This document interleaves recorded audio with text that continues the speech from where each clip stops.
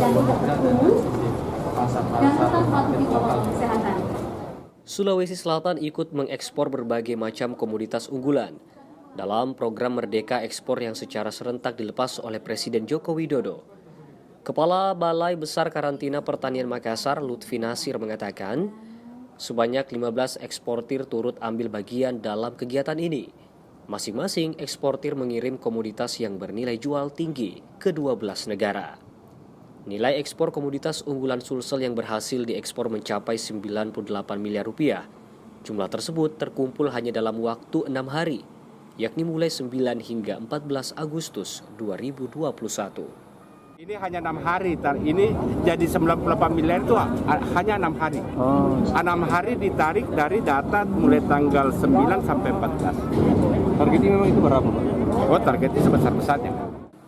Sementara itu, PLT Gubernur Sulsel Andi Sudirman Sulaiman mengaku akan terus mendorong ekspor pertanian agar dapat menyalip ekspor sektor pertambangan yang selama ini mendominasi.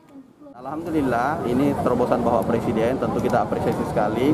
Sejak 2018 akhir, kita sudah direct export call dari sini ke Asia, Eropa, dan Amerika. Ini sangat membantu sekali karena dengan begini kita sudah bisa ekspor, tidak perlu lagi transit ke Surabaya atau ke tempat pelabuhan lain. Itu bisa mengurangi efektivitas dalam mengurangi transit time, kemudian mengurangi harga juga. Katanya ada $200 per kontainer, itu bisa dikurangi biayanya. Kemudian waktu juga 40% bisa terpotong. Nah, ini lebih bagus sekali karena kita ini memang hub Indonesia Timur. Inilah menegaskan bahwa pintu keluar untuk ekspor dari timur adalah Makassar ini karena sudah ada direct export call. Optimisme tersebut didasari catatan ekspor Sulsel, khususnya sektor pertanian dalam beberapa tahun terakhir melejit signifikan.